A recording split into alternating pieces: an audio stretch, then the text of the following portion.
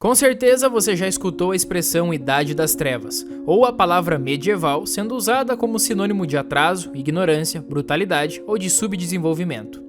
Talvez venha à sua mente certas imagens, como os senhores feudais, servos sendo explorados, pobreza e miséria, a igreja e seu controle sobre a mente das pessoas, guerras religiosas como as cruzadas e outros diversos estereótipos presentes no nosso imaginário popular. Mas e se eu te disser que nada disso corresponde a este vasto período que durou cerca de 1000 anos?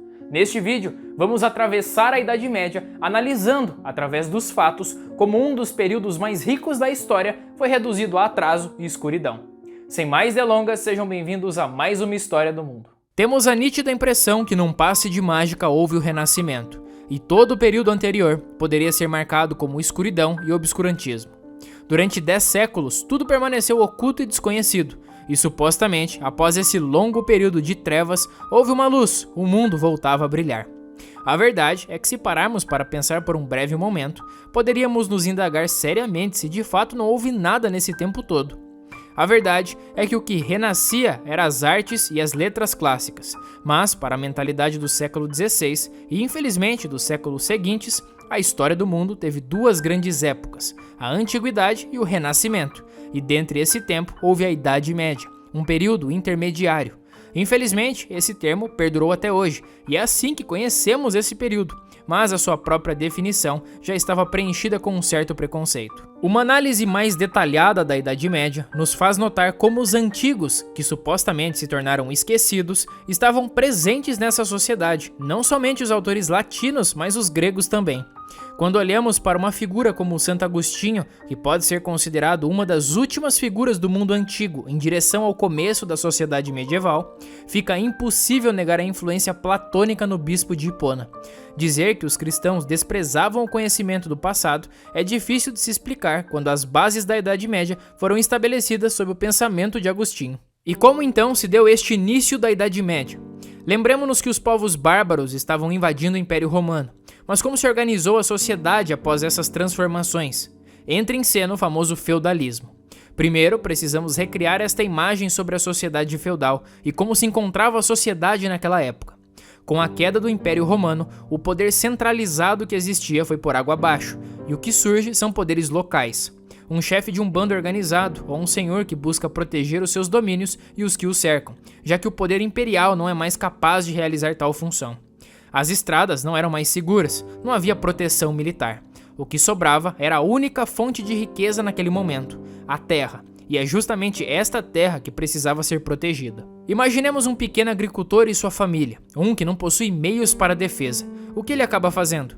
Se une a outro vizinho mais forte que possui esses meios de defesa militar.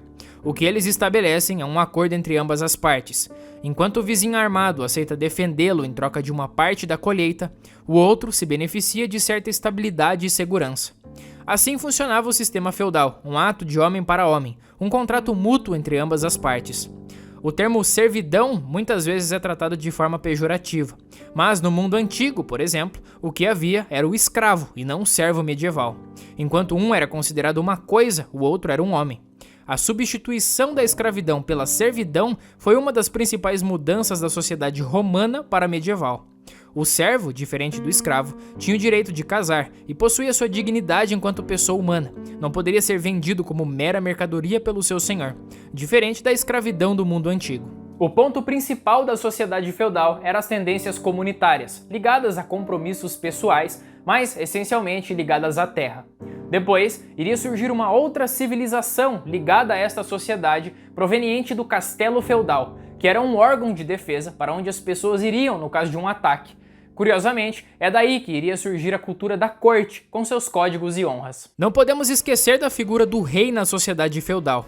Diferente do absolutismo, o rei feudal é o senhor entre outros senhores, possui o seu feudo no qual é responsável pelas funções de defesa, justiça e taxa de produtos ou em dinheiro. Há também o rei marcado pela unção santa, mas sua função é ser como um árbitro nos conflitos, aquele responsável pela defesa do reino. Em todo este assunto, o que não podemos deixar de mencionar, mas que normalmente é deixado de lado, é a figura de Carlos Magno, rei dos francos, que foi a figura central para o chamado Renascimento carolíngio, no qual se cultivou autores gregos e latinos.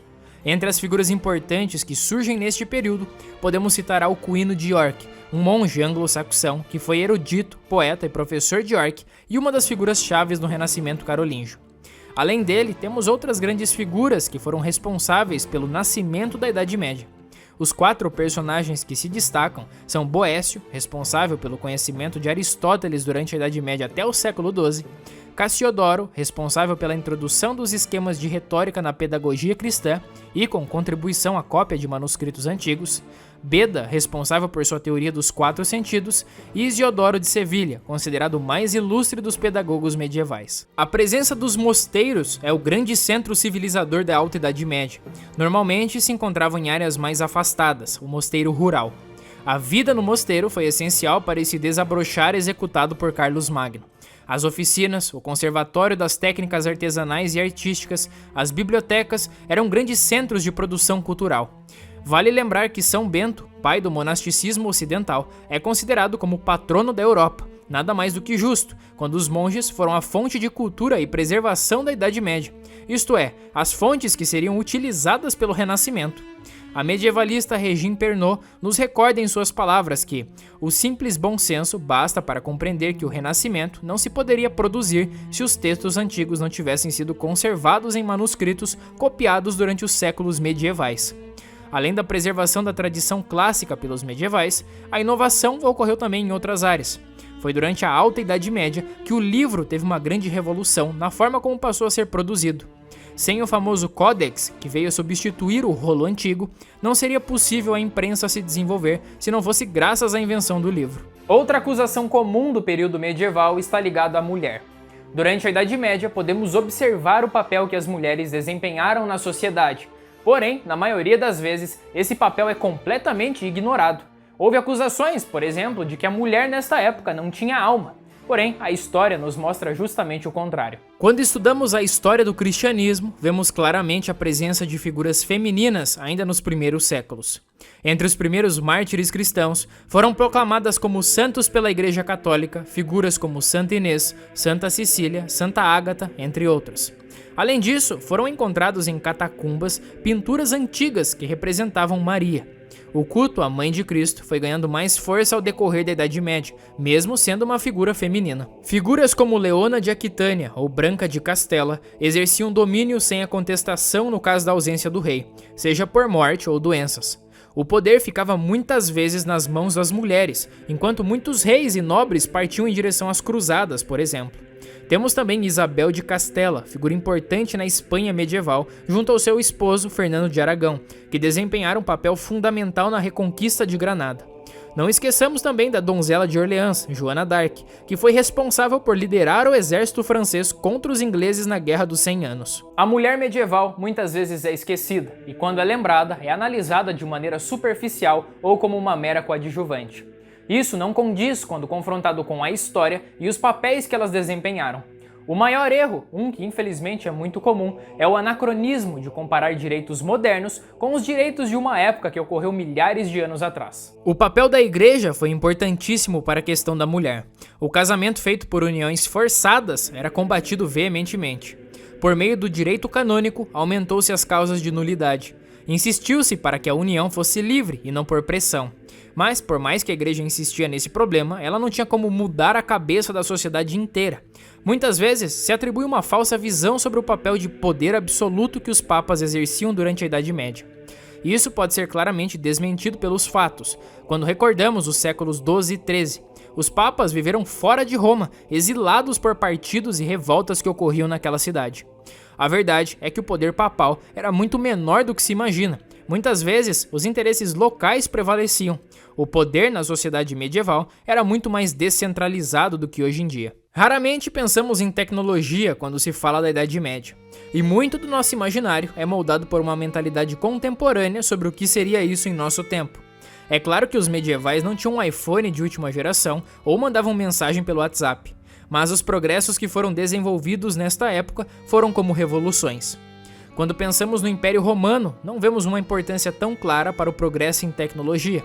O trabalho manual era exercido por mão de obra escrava. Mas ao decorrer da Idade Média, tal prática foi sendo abolida e, consequentemente, inovações foram surgindo. Uma das grandes transformações foi o uso de energia hídrica ou eólica. Os moinhos movidos a água começaram a surgir em diversos locais. Alguns dados da época apontam que em 1086 havia cerca de 5.624 moinhos somente na Inglaterra. Isto equivalia a 1 para cada 50 famílias, e é provável que o número real seja superior. Graças a essas inovações, foi possível a mecanização na fabricação de tecidos de lã, que ajudou a Inglaterra a dominar o mercado europeu em sua época. Mas não foram só os moinhos que revolucionaram as técnicas na Idade Média. Houve avanços na produção agrícola. Possibilitou-se uma mudança para o sistema de rotação trienal dos cultivos, no qual 1/3 da terra produtiva era deixado sem plantação a cada 1 ano, embora continuasse a ser lavrado, para remover ervas daninhas e fertilizado. Devido a esses esforços, a produção aumentou consideravelmente.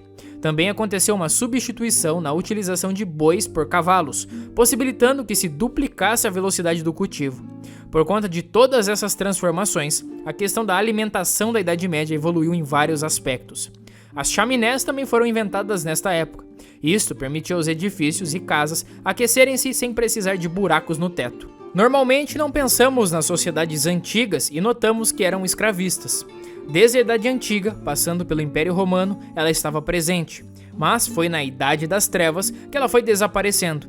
Isso é algo bastante óbvio se pensarmos um pouquinho. Uma vez que os escravos eram cristãos, os padres começaram a pregar contra tais práticas, pedindo a libertação aos senhores, qualificando como um gesto de infinitamente recomendável que ajudaria na salvação. Sem falar nas uniões mistas entre senhores e escravas, que já eram consideradas comuns no século VII. Um dos casos mais famosos foi o do rei Clovis II, rei dos francos, que casou-se com sua escrava britânica Batilda.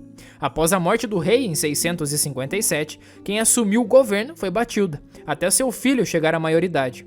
Durante a gestão, fez diversas campanhas contrárias à escravidão e foi proclamada santa pela Igreja Católica após a sua morte. O século XII, que podemos chamar de humanismo medieval, foi responsável por dar origem à escolástica e às universidades. Claro que as universidades eram bem diferentes do que conhecemos hoje. O objetivo delas não era simplesmente transmitir a sabedoria herdada, mas buscavam justamente o conhecimento. As duas primeiras universidades que surgiram estavam em Paris e Bolonha. Oxford e Cambridge foram fundadas por volta de 1200, e no século XIII inúmeras outras foram surgindo. Neste caldo de transformações culturais, temos o ápice da escolástica em Tomás de Aquino. As ideias de Aristóteles estavam em alta naquela época, e Santo Tomás foi um dos maiores comentadores de Aristóteles durante a Idade Média. Mas muitas vezes se dá o crédito errado ao renascimento aristotélico aos árabes e suas traduções, que foram feitas na Espanha, mas sem ao menos considerar quem foram os responsáveis por preservar tais obras. Como explicar então esse fenômeno de Aristóteles relacionado à Igreja? A verdade é que a Igreja Católica nasceu em seus primórdios platônica. Quando olhamos para os primeiros padres da Igreja, vemos claramente essa influência em seus escritos. Mas, como Chesterton disse, o que tornou a Revolução Aristotélica realmente revolucionária foi o fato dela ser religiosa.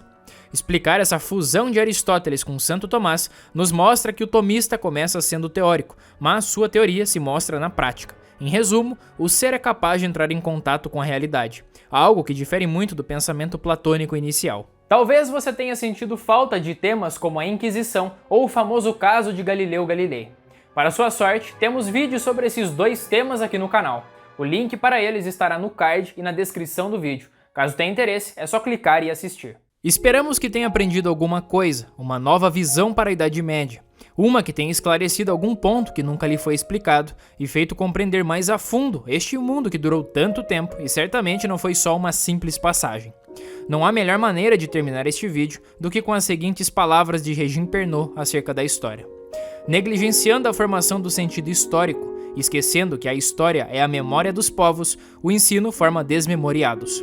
Reprova-se às vezes que nas escolas, universidades modernas, se formem irresponsáveis, valorizando o intelecto em detrimento da sensibilidade e do caráter. Mas é grave também se produzir desmemoriados.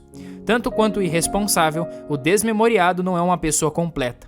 Nenhum nem outro desfrutam deste pleno exercício de suas faculdades, que é a única coisa que permite ao homem, sem perigo para ele mesmo e para seus semelhantes, uma verdadeira liberdade. Se você gostou desse vídeo e quer ajudar o nosso canal a continuar crescendo, deixe o seu like e comente aí embaixo o que você aprendeu.